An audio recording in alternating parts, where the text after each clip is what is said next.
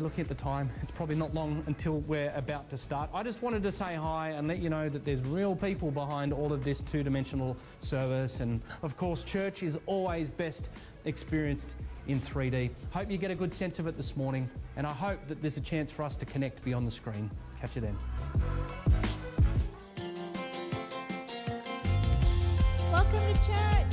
Please join us if you're in the foyer. Come on in to the auditorium. Thank you, early birds on time sheet. Well, I'm Jordan. I'm part of the team here at Northside, and if you're new, if you're visiting, we just want to welcome you. We want to welcome you to Northside, and we hope you can find home here. We hope you've made a connection with someone. We hope you've seen a smiley face today, and I want to tell you just a tiny bit about my week, what's happening in my week. So I think I've had a bit of a tough week, in all honesty. Can I get some sympathy? Anyone? No, nothing. Come on. If I can't even get sympathy in church, what do we know? So on Tuesday night, I was eating my dinner and then had this outright pain just come across my tooth. Awful pain. And I can have pains before and it goes away a little bit. It goes away, but this one just would not stop. All night I was stirring and rocking in bed. I couldn't sleep, couldn't anything. And then it turns out I had a hole in my wisdom tooth. So on Wednesday, I had to have my wisdom tooth taken out. And I'm in agony, right? Absolute agony. And I turned to Jess and I go, I'll tell you what, there's never been a pain like this one. And Jess, holding our 8-week-old child, says, "You're telling me." And I tell you what, though, I was, as you get to know me, you'll probably learn I can be a bit dramatic. And I was finding out that, I was probably not doing my fair share as I probably should have been. I was trying to say, oh, no, I need this. Help me out, Jess, help me out. I've got all this pain in my mouth, let's get me some soft foods to eat, all this kind of stuff. And I found myself then one morning, I was reading my Bible and I was just reflecting on this scripture in 1 Corinthians 10:24, and it says, "No one should seek their own good, but the good of others."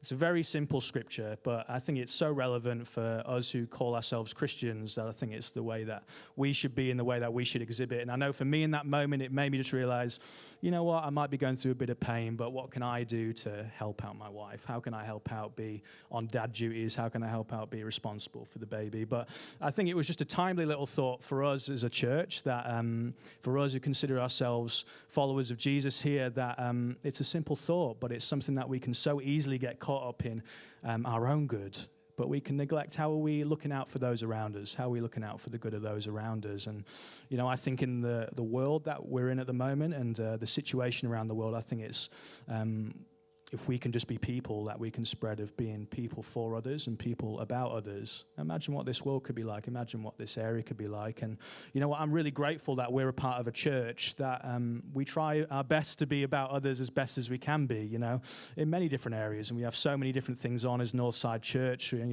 We really believe that we are for people, that we're for our North Shore. And, even last night, we were able to have an amazing Steely Dan tribute concert on in the building. And that's not just for the sake of having a Steely Dan tribute concert here, but we do that for people. We're doing that for our community. We're doing that for the good of others. Up on the horizon as well, we have Christmas. Are people considering Christmas to be on the horizon at the moment? I know Andrew Code is over here. Ask this man about his Christmas setup, because I tell you what, I'm pretty sure that, Vivid probably look at Andrew Code's Christmas setup and go, we're jealous of that.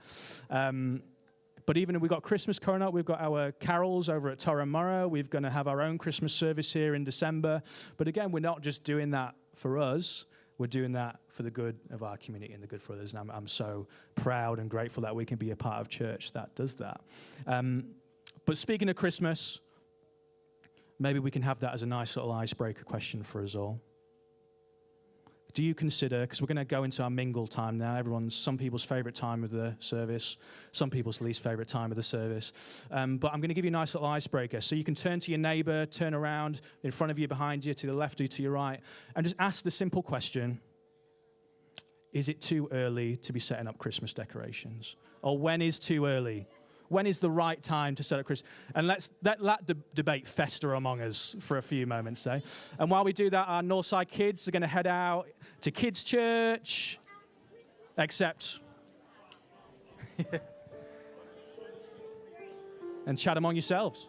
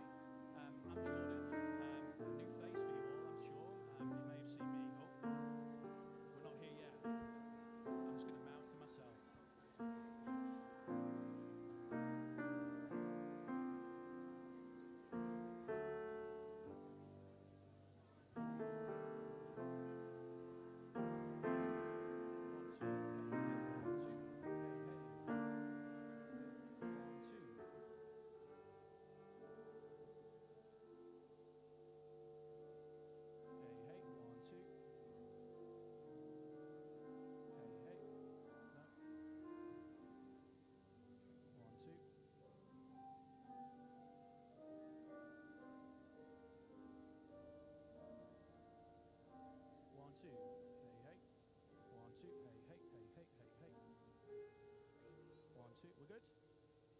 Well, okay. Sorry about that, online church. Having a few technical difficulties. Welcome in. I'm Jordan, probably a new face for you all.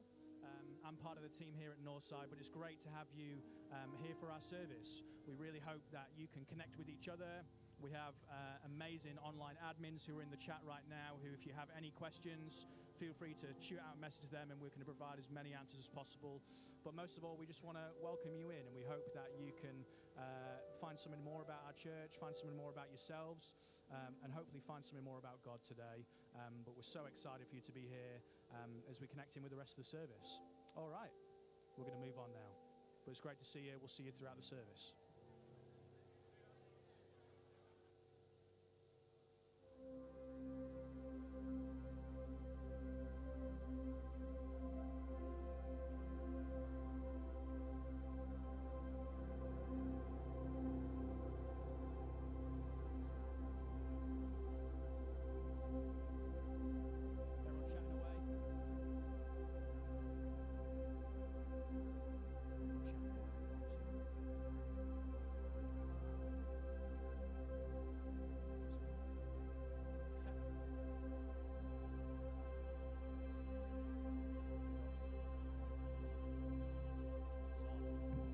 One, two. Hey, there we go.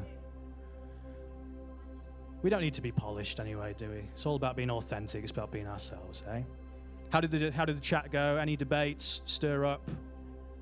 It sounds like a lot of debates stirred up. Yeah, for me, it's like December the 1st, personally. I think that's an appropriate time. But then my thing is they'll probably stay up till like March or something like that. And then come down. It's the laziness at the end, I think, at both sides, to be honest, of putting them on. We've got a lot going on as a church as well. And to tell you all about it, it's me again, but from a video. So don't be shocked if you listen and go, is Jordan just like doing a voiceover at the back? No, it's pre-recorded, but it's also me. So don't be thrown off by it. But we're going to turn our attention to the screen for some church news. Good morning, Northside, and welcome to Church News. If you're newer to our church and you're thinking about considering Northside to be your home, we'd love to invite you to Inside Northside. It's happening after the service at both our Crow's Nest and Tramacchi service. It's a great opportunity to connect with our team and find out more about our church. We'll see you there. Coming up on the 12th of November, we have Welcome Sunday across Crow's Nest and Tramacchi. This is a service that celebrates any new members being welcomed into our church. We'd love to see you along for a service of celebration and fun. Have you got questions after the message on Sundays? Or maybe you just want to dive deeper into Scripture or the Bible? Well then, we'd love to invite you to Super Connect. It happens every Monday night, every week at our Crow's Nest campus from 7:30 p.m. We'd love to see you there. What's better than a slice of pizza with some good mates? Well, you can join us men for our Crow's Nest Pizza Night, Tuesday the 31st of October from 6:30 p.m. at Mario Brothers Pizza and Pasta. Coming up very soon, it's time for afternoon tea. It's happening at both of our locations on Saturday the 4th of November between 2 and 4 p.m. Feel free to bring some nibbles, snacks or cakes with you, but it's going to be a great time to connect with others and to have a good time together. Speak to one of our team to find out more. For all the readers in the room, did you know that you could take out one of our books at the Pillinger Library? It's open every Sunday after the service. Just speak to one of our team to find out more. Can you play an instrument? Maybe you can sing, or maybe you can make a real good coffee, or maybe you just want to find out how you can play your part in making church happen. We'd love to have you part of Team Northside. Scan the QR code to find out more about how you can get involved. You like staying up to date with everything in the life of church? Well, you can subscribe to our weekly newsletter by scanning the QR code. Or, if you just want to connect further with us about how you can take your next step in church life, why don't you go to northsidechurch.info. Well, that's been this week's church news. We'll see you next week.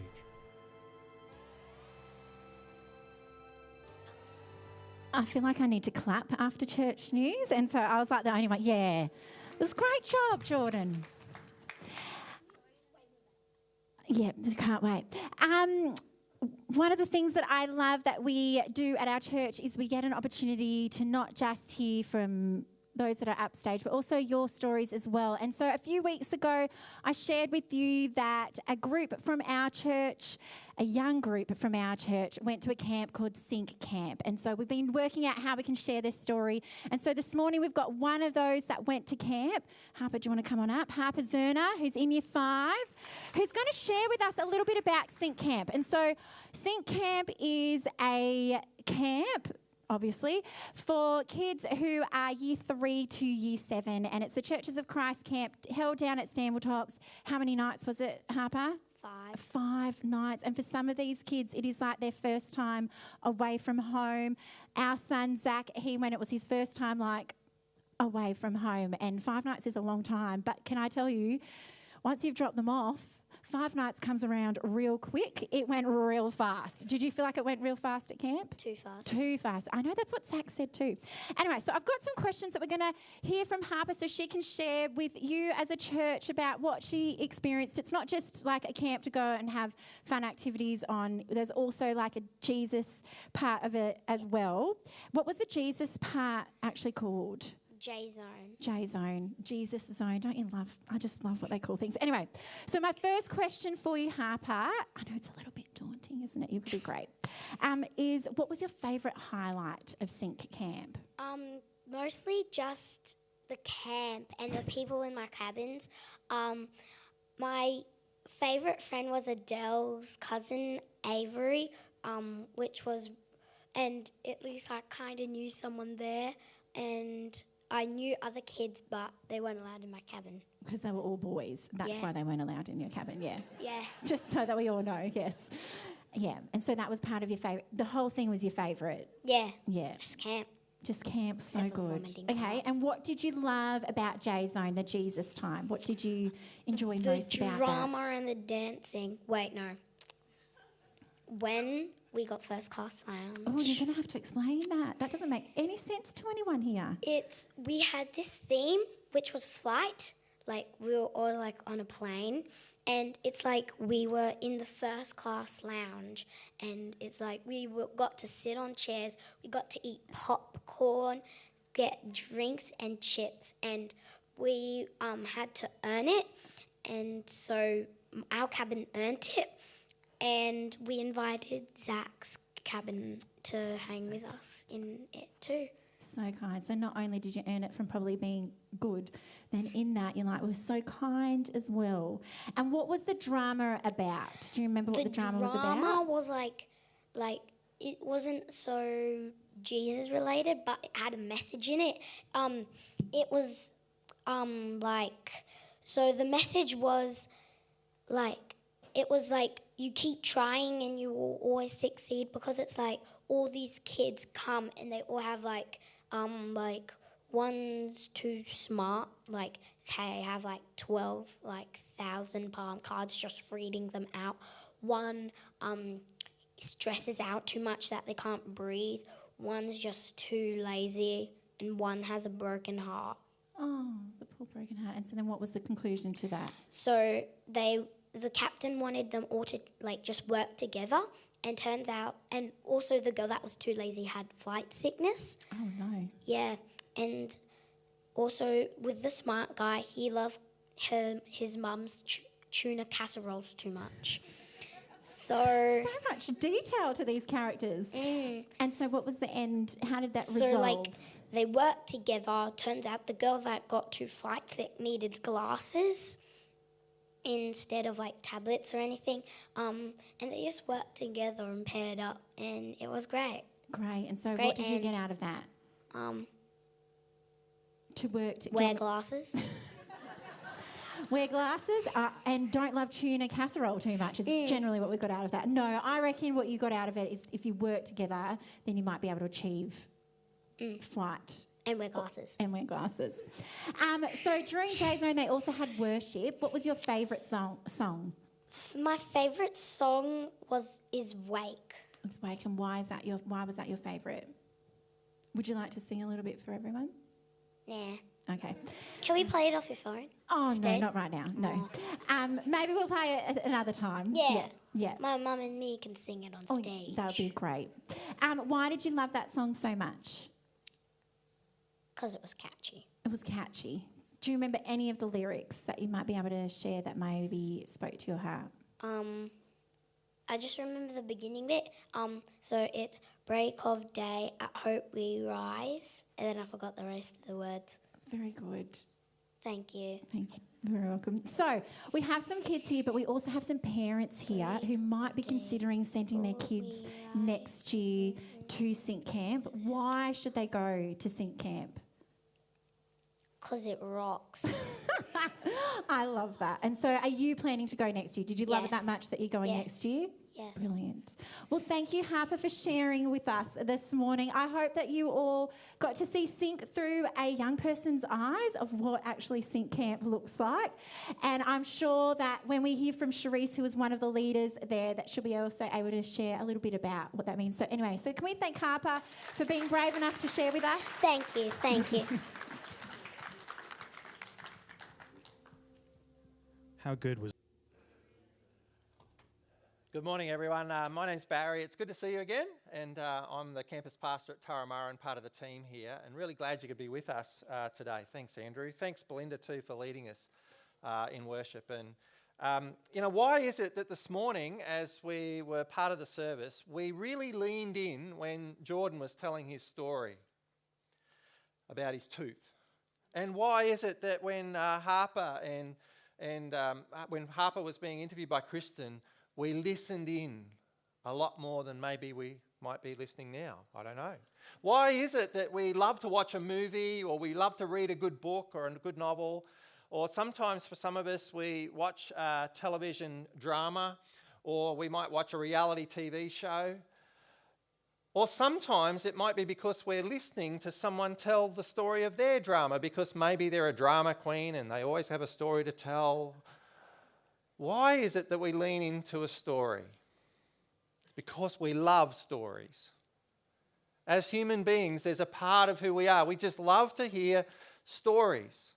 And one of the things that makes up a good story is there's one or two characters. There's going to be a bit of a plot. There's sometimes some problems or a problem in the story. There's a tension. And eventually there's an outcome. Hopefully it ends with they lived happily ever after, or it all worked out well in the end. In every story, there is people that make decisions.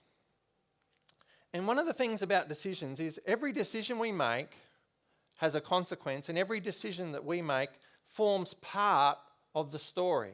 And today we're looking at this series called Good Questions.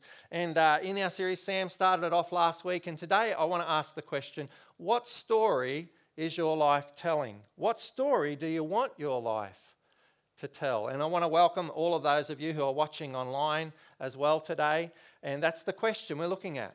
What story do you want your life to tell? Because every one of us has a story to tell.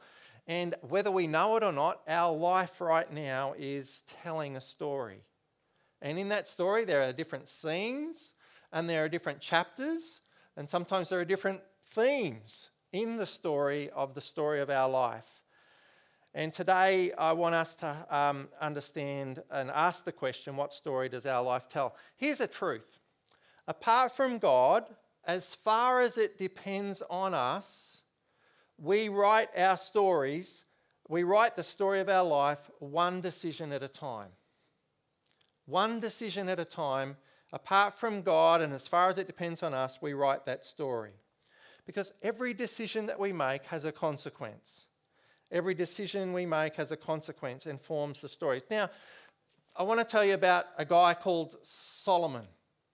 He lived about 3,000 years ago. He lived in Israel. He became the king, and he made decisions where he explored in his decisions that he made. He was exploring the meaning of life and the purpose of life. And he tried to find out what life was all about, what the purpose was. And he tried it in all kinds of different ways. He tried work. And he did work, and he worked hard. And he said, it's meaningless. And then he tried wealth, and he became a very wealthy person. And he said, wealth, it's meaningless.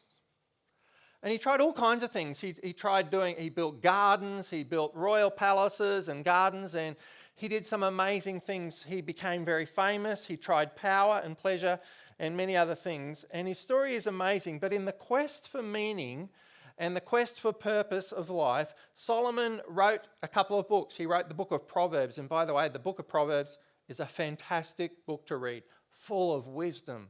But he wrote another book called Ecclesiastes. It's only 12 chapters, quite short. But in Ecclesiastes, he helps us understand the meaning of life. And in many ways, it's his testimony.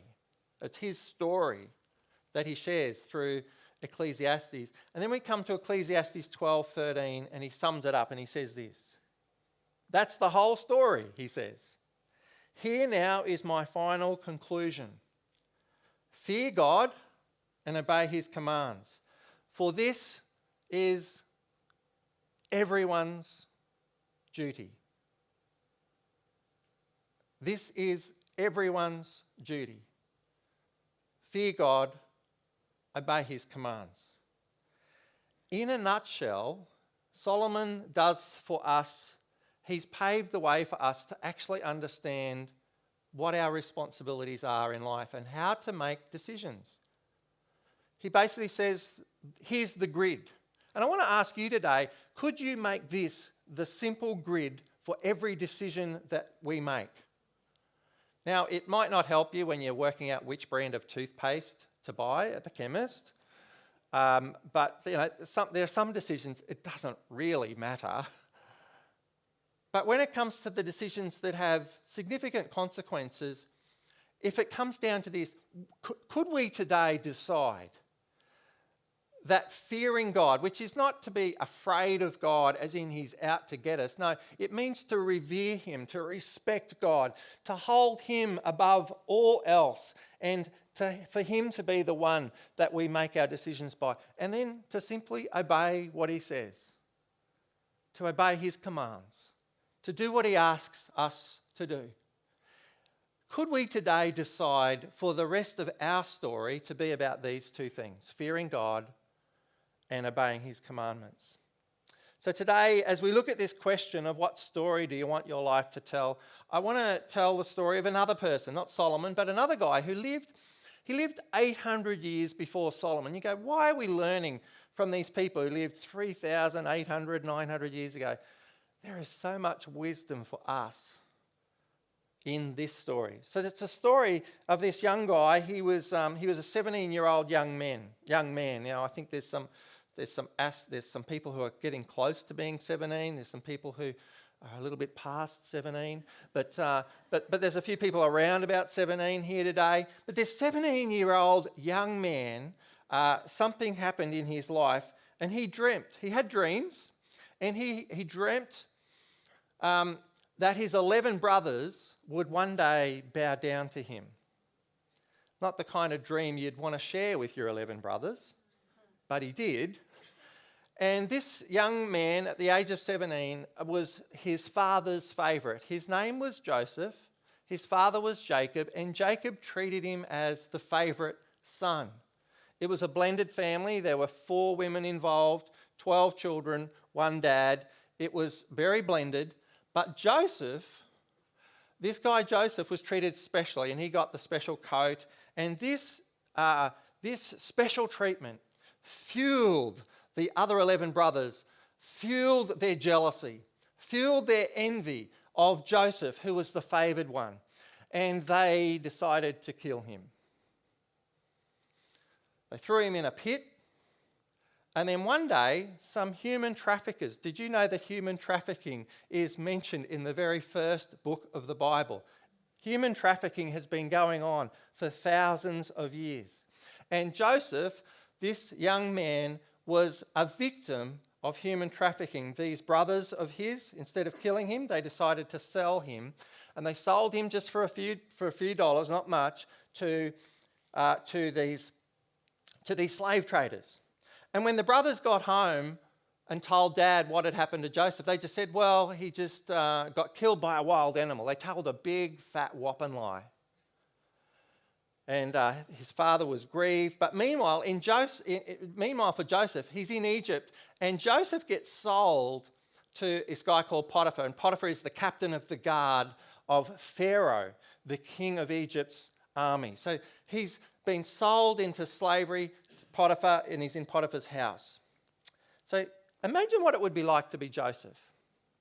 He's been kidnapped, he's been sold twice, and he's now a slave in Potiphar's house. This is his story, and it's part of his story. And Joseph, though, what does Joseph do? Joseph is really in a no-win situation. But what does he do? He decides to serve Potiphar well. He works hard for him and he serves him well. And God gave Joseph success in all that he did. And here's what happened.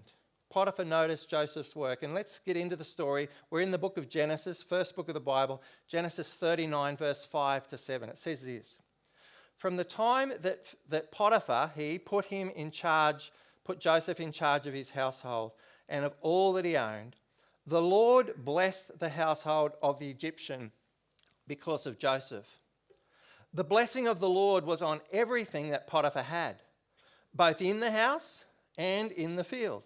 So Potiphar left everything that he had in Joseph's care, and with Joseph in charge, he did not have to concern himself with anything except the food that he ate. Now Joseph was a little bit not like me. Joseph was well built and handsome. And after a while, his master's wife took notice of Joseph and said, "Come to bed with me." Picture the scene. Joseph, right now, is in a no-win situation. He cannot win. Because Joseph wants to please his master, Potiphar. And he cannot please his master's wife. He's in a no-win situation. If he goes to bed with her, he could lose his life if Potiphar finds out. He could end up in prison, which eventually does happen. Joseph's in this no-win situation. What will Joseph do when he's in this no-win situation where he's being cornered? He's intentionally being cornered. He's in a spot where he cannot win. What will he do? See, the boss's wife wants Joseph for herself.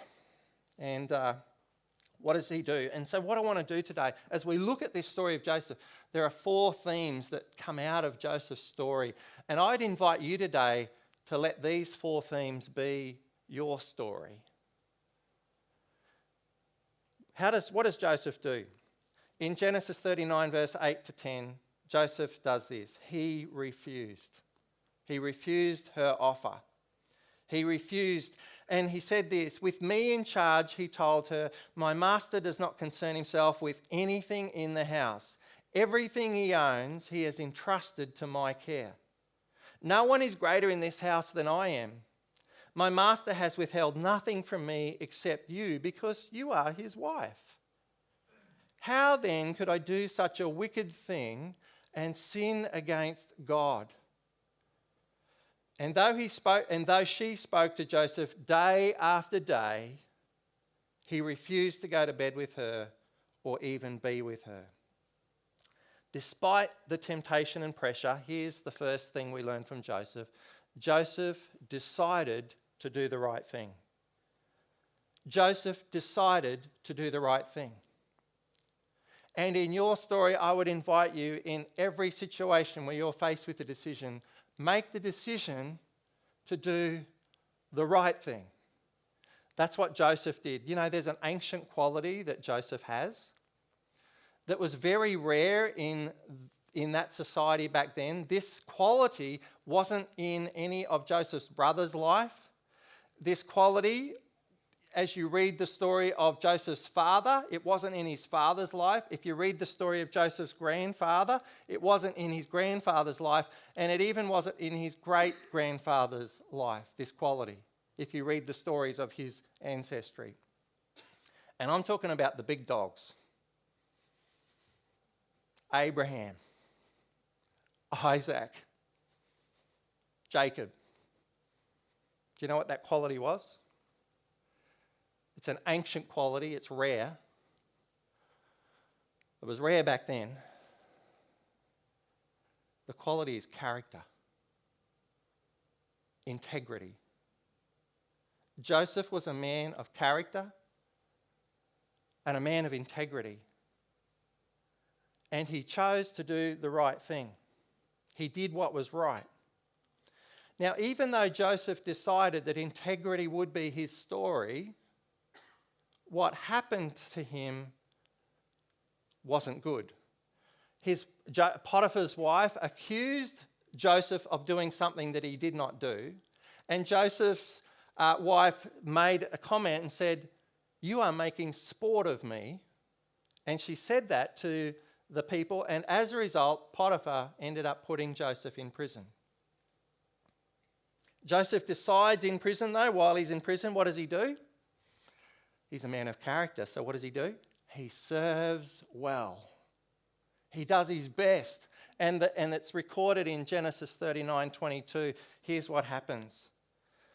The prison guard, in prison over time, he wins the favour of the prison guard, and here's what it says. So the warden of the prison put Joseph in charge of all of those held in the prison, and he was made responsible for all that was done there.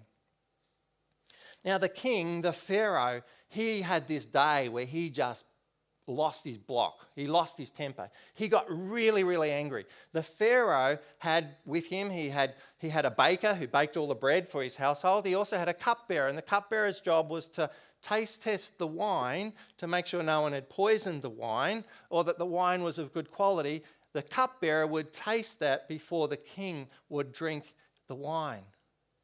And so one day, for whatever reason, we don't know why, but the king, the Pharaoh of Egypt, got really, really mad, and he threw two people in prison. The baker, wasn't the butcher, the baker, and the candlestick maker, no, it wasn't them. It was the baker and the cupbearer were thrown into prison because he was really angry with them.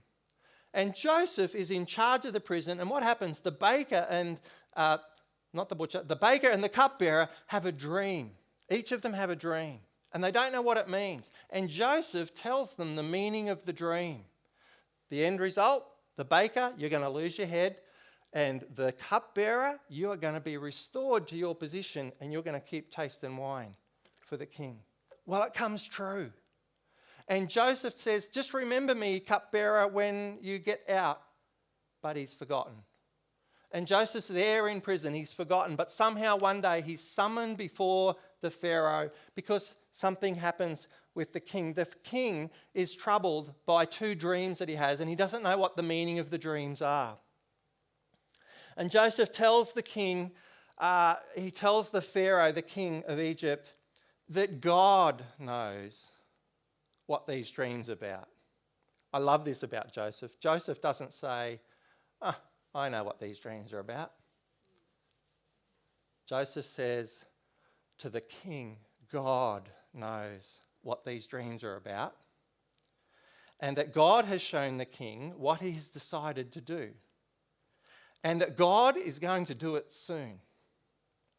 And Joseph tells the Pharaoh what's going to happen, and he says this: there's going to be 7 years of great harvest, 7 years of abundance in Egypt, and then that's going to be followed by 7 years of drought, of famine, of disaster for Egypt.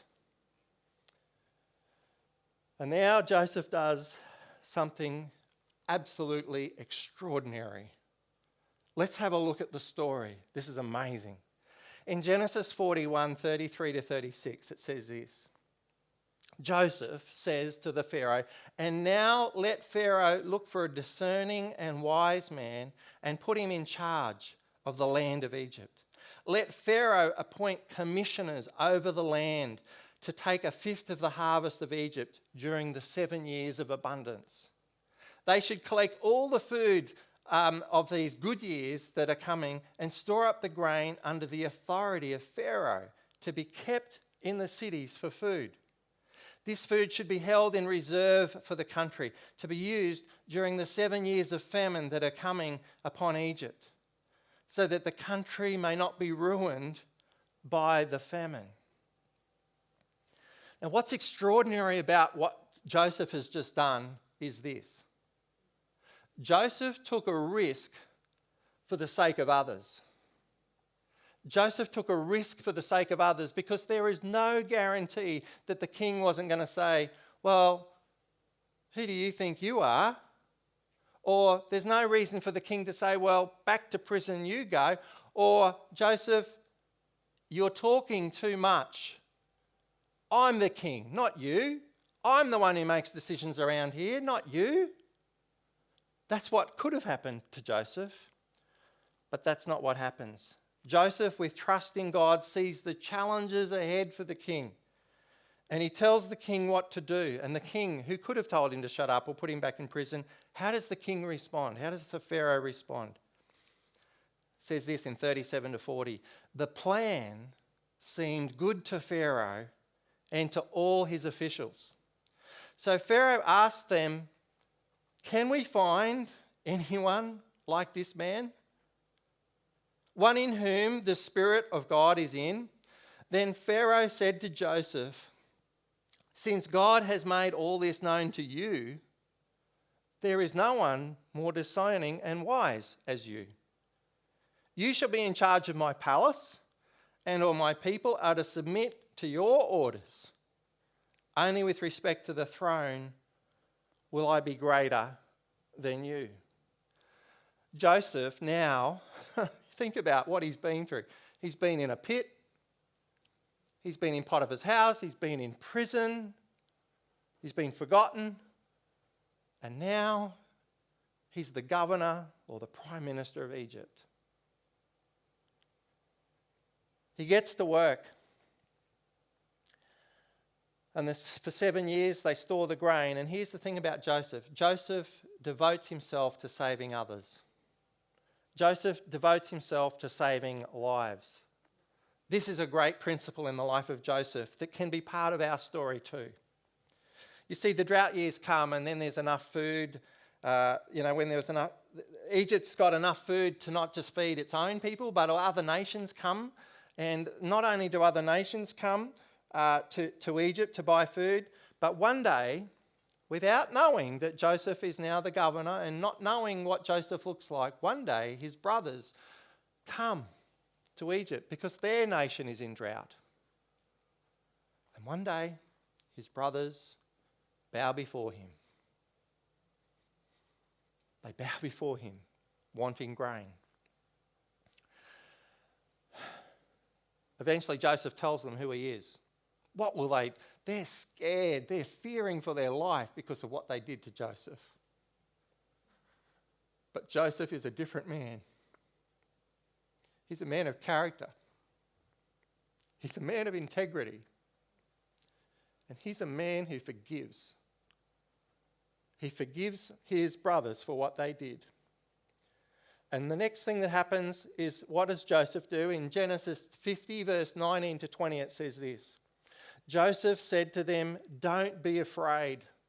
Am I in the place of God? You intended to harm me. He knew that they hated him. He knew that they wanted to kill him. He knew that they put him into prison. But you intended to harm me. But God intended it for good, to accomplish what is now being done, the saving of many lives. Now, I don't know about you, but I've told this story of Joseph about 3 or 4 times in the last 3 or 4 months. At church, either here or at Taramara. And this story, I believe there's a deeper reason why this story is popping up all the time. I believe that this story, the story of God's work in the life of Joseph and God's work in this story and what God is doing in this story is a powerful message for Northside Church. I think we need to read the story of Joseph. I think we need to get into it and learn the lessons from Joseph's life for our own life. So much of it is got stuff for us to live by. But here's the thing about Joseph. Joseph didn't point to himself. In his response to his brothers, he could have, but he didn't. What did Joseph do? Joseph pointed people to God. Joseph pointed people to God.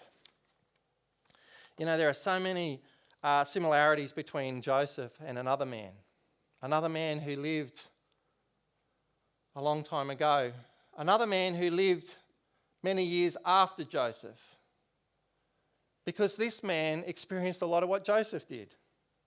Joseph's story points to another man. It's the story of Jesus. Because with Jesus, just like Joseph, Jesus was mocked by his family, was sold for money, was handed over to others, and he was falsely accused. He was tempted, but he refused to do what was wrong. Just like Joseph, Jesus decided to do the right thing. And just like Joseph, Jesus also stood before powerful people. He stood before rulers, and he let them know what God was going to do. And Jesus took a risk for the sake of others. He surrendered himself. He actually gave his life. He surrendered himself over to those rulers, knowing that they would torture him, beat him, bash him, accuse him falsely, and eventually crucify him. Jesus took a risk for the sake of others. And just like Joseph, Jesus was humiliated, but later exalted. He fulfilled God's purpose despite great personal cost. Jesus devoted himself to saving others.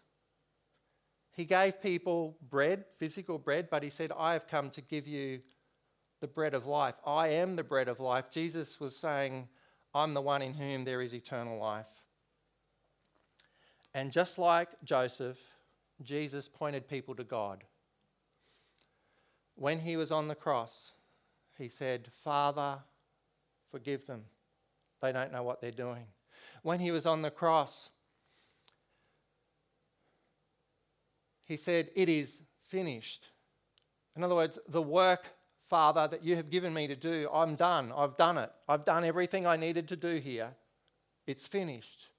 And then, as his arms were outstretched on that cross, he said this, into your hands I commit my spirit. Jesus, while he's on the cross, is with his words and his actions and all that's going on, he's pointing people to God. I think these 4 statements are so powerful that if we could just let these soak into our being and that we could allow these 4 things to be the themes and the chapters and the scenes of our decisions and our life, we will write a story. You know, what story will your life tell? So many of us want our lives to count. So many of us want to be remembered. So many of us do things because we want people to notice. So many of us do things because we want to be famous, or we want to be, we want to, you know what? What's really, really important in my life and in your life is that we don't live to be remembered. We live to point to Jesus, who is to be remembered. There's a great song that's going to be sung for us now by Belinda, and Sam's going to play, and it's called Only Jesus. Let me just read a part of those words, and then Belinda is going to sing this to us. And I pray that as Belinda sings, that you would just make this a prayer for your life and the story that your life is going to tell. And we'll share in that, and then I'll pop up after the song and we'll share in communion. Jesus is the only name to remember. And I don't want to leave a legacy. I don't care if they remember me. Only Jesus. And I've only got one life to live. I'll let every second point to him. Only Jesus. Belinda's going to sing this great song for us. And let this be your prayer as we prepare for communion.